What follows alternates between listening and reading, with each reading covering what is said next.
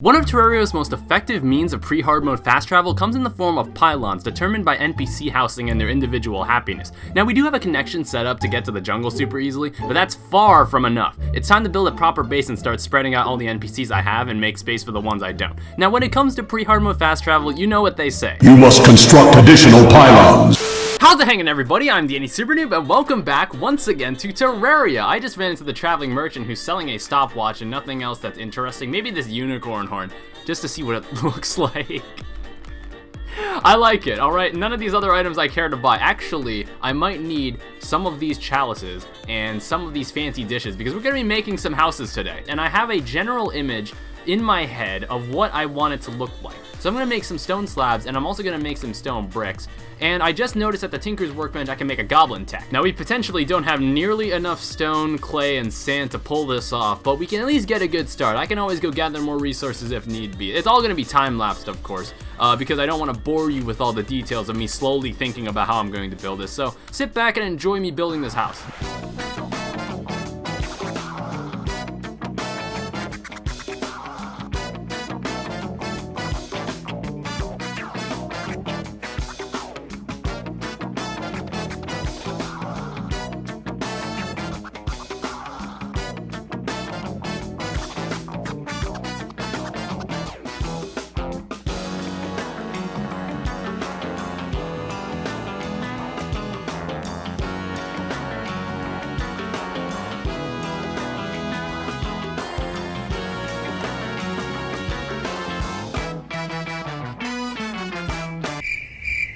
I'm on my phone right now. So when you're normally recording with OBS, there's supposed to be a red circle appearing next to the start recording. Yeah, that's not the case right now. I've been recording for about like an hour. Alright, I have no idea what happened, but I just lost an hour of footage for the episode. Danny losing game footage. How's that different from the last 6 years? So after the video cut off, I decided to start setting up more pylons. I picked up the hairstylist and moved her, the angler, and the dye trader into the ocean, and while I waited for them to move in, I grabbed the gravitation potion and decided to explore the entire skyline of my world. The amount of ground, or air, I covered and the amount of loot I managed to collect is probably the equivalent to the amount of stuff a Minecraft player has when they say they did some mining off camera. I found some generic stuff you'd expect to find from Sky Islands, including a balloon to make myself a white horseshoe balloon, but either way, the pylon for the ocean was finally set up once the NPCs moved in. Now I also wanted to build a placeholder home underground for a cave pylon, so I decided to trek towards the underworld. Setting up a pylon there removes the need for a elevator. Now, it's easier said than done. Off camera, I actually died 3 times traveling through these caves, including setting off a dead man's chest, but I think I finally found a good spot to set up shop and to continue the video from there. Alright, so these are just placeholder buildings. I just want to have 2 houses so I can just put a cave pylon somewhere down here. All that's left is to choose which 2 NPCs I want to toss in here, and I'm pretty sure I've got a general idea of who I'm going to use. Demolitionist, obviously. And is there anybody that the Demolitionist particularly likes?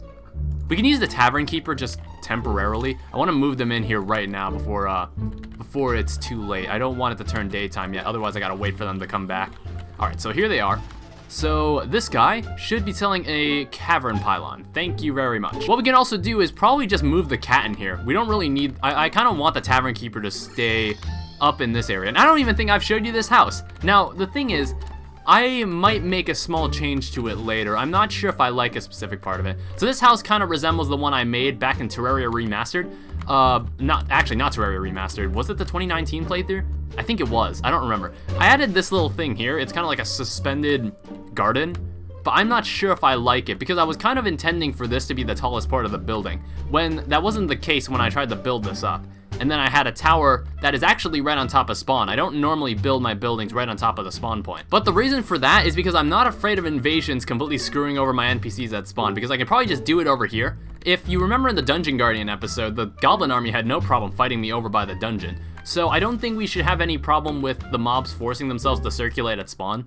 Alright, so with the cave pylon working, you know exactly why I built a cave pylon. So now I don't even need to even try to make a elevator. I can just use this cave pylon to get down to hell whenever I want. Now we don't have a shadow key, but I'm seeking a particular item. I'm looking for an obsidian skin potion. We can normally get one from like a pot just randomly. So if I happen to grab one, I can start mining hellstone immediately. Luckily, the pots in hell give you a lot of good stuff, including hellfire arrows. These things basically explode upon impact. We also have to be on the lookout for an obsidian rose. An obsidian rose is actually now an item that's used in making the Terra Spark boots if I'm trying to make them this playthrough. So it's a relatively rare drop from an imp.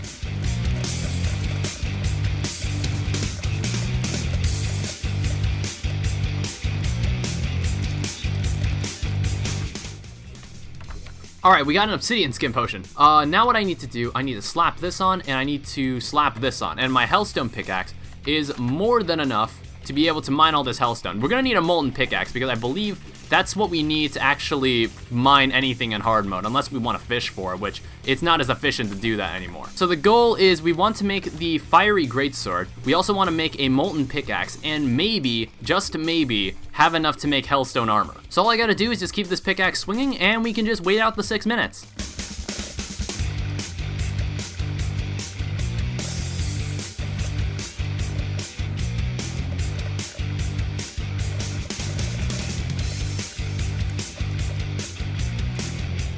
Alright, timer's about to run out, so we might as well get out of here. 368 hellstone, I think that should be enough for what we plan to do, or what I prioritize making the most. Before I forget, we should probably replace this old crappy furnace with the new hellforge. Now next up on the chopping block, I need to head back down to the cave pylon, and we need to find a body of water somewhere, because I just need to create a ton of obsidian. Alright guys, I found the perfect spot to start making a ton of obsidian. I just need to get all the water to circulate towards it. So let me just cut this off, and this will be dumped into here, and then I can start digging into this area. Or we can do it the efficient way and just throw some bombs at it. That was 86 obsidian. That's not nearly enough for what I want to do, because I'm also going to try to make the obsidian skull while I'm at it. Alright, we can get a lot of water circulating like this, and then we can just come up to these water sources above and pump them down there. Alright, so now we can draw out all the obsidian from this little pool of lava, and maybe we could pump it down there if we need to.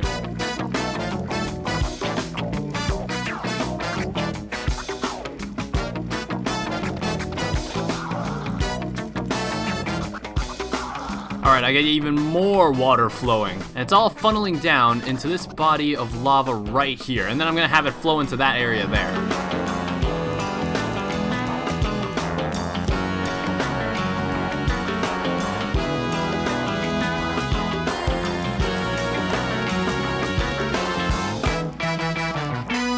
Alright, 367 pieces of obsidian, that's obviously overkill, so we're gonna take the ice mirror and travel back to home, and we're gonna just quick stack a bunch of our extra stuff. Now let's take a look at our ore chest, and let's see how much hellstone we can actually create.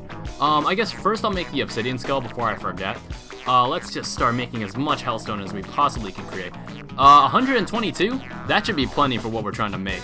So first priority, we're gonna make a fiery greatsword. It's broken, but that's fine. We're gonna make a molten pickaxe to replace our shadow nightmare pickaxe. So I guess we can just sell this off to someone, I suppose. Hi, Harry. How about you take this? Take this off my hands. Up next will be the final upgrade to our armor that we can possibly make, and that is the molten armor. So we'll put that on. We can also make an imp staff. 17, yeah, that looks fine. I'm probably not going to make a molten hand axe, that seems like a bit overkill. We'll make an imp staff, godly imp staff, that's pretty good. And we'll also make ourselves a molten fury, because why not? And using the fiery greatsword, we can now make the Knight's Edge, which is not a weapon we should be able to have unless we've killed Skeletron, but since we found it so early on in the Dungeon Guardian episode, I can just make the Knight's Edge right now. I didn't realize how much ground I have not covered in this corruption. There's still plenty of shadow orbs I can destroy to kill more Eater of Worlds, but what I'm really here for is the Knight's Edge. 49 damage, we could probably reforge that. It's also auto swing, I don't know when they changed that. So I don't plan on fighting Skeletron this episode, but there is one fight I want to do. Has that radar always been sitting in there? So first I'm going to need a shine potion. I'm going to need this because I'm going to be doing some work in the dark. Now I don't think I've showed you this area down here, but I've actually filled out a lot of the holes that were under my base, so it'd be a lot more effective fighting things on the surface here, so they wouldn't be spawning in these holes all the time, taking up the spawn gap. And I decided to circulate all the water into this little pool here, so I just had a little fishing spot to work with. And all that dirt just ended up going towards filling all these holes. Now I did collect some more dirt down here, where I've made a large space here. So right there is a row of 20 torches. Let me just get out my ruler to make sure I measured all this right. So this gap in between the platforms should be 20. Now I just need 5 columns of these, and I'll have 100 torches placed down all together in one space. Now this is a fight that I have never seen before. It's new to the game, and I haven't done this before. But what happens is I believe you have to place 100 torches in one area like this, and then something happens. So let's see if that remains to be true. Could be doing something wrong. Not really sure. Whoa, whoa, whoa, whoa, whoa. Oh, it did it right. Okay. Oh dear. Whoa, whoa, whoa, whoa. Ow. Okay. Oh, buff, please. Okay, I have a shine potion so I can actually see where I'm going. You can't place torches in this. You have to kind of do this in the general dark. And every torch that's around you starts attacking you. Okay. Ooh. Alright, this isn't hard as I thought it would be. I bet you can do this without armor and without getting hit. Alright, I think once that torch fires, that's the end. Torch God's favor. So, I guess there was some weird made-up entity called Torch God that was added. And for some reason, the luck you have in an area, it's determined by what kind of torches you place in the world. I don't really understand why that's the case, but what happens now is anytime I place a torch, it'll place the torch of the respective biome I'm in. Let me see if I can go to another biome and demonstrate this. Alright, Exhibit A, when I step in a corruption biome, if I place a torch down, it places a corrupt torch instead of a normal torch, even though I'm holding a normal torch. Now I don't have to worry about getting an unlucky debuff when I place the wrong torch in the wrong biome. Exhibit B, I can also place jungle torches using normal torches anytime I stand in a jungle biome. Exhibit C, I can also place a desert torch now anytime I stand in a desert. And in a snow biome, you get the picture. So I don't know how much of an impact torch luck makes on like your general luck anytime you do anything that requires RNG in this game, but I guess it'd be useful to have the Torch God's favor. But that's the last thing I wanted to get done this episode. Like I said, I think I mentioned this earlier, I'm not sure how I feel about this area. Maybe I'll think of changing it, but I'll have to see. But this is the last thing I wanted to do before I end up doing way too much in one episode and they end up getting way longer than anybody's attention span. So I think it'd be good to end it here. So next episode, I'm definitely taking on Skeletron, and we're definitely going to grab everything we can possibly find inside the dungeon. I should be more than ready for this boss battle. Maybe we'll squeeze in a Queen Bee, who knows. Anyway, thank you everyone so much for watching. I hope you enjoyed, and I will see you guys in the next episode. Goodbye.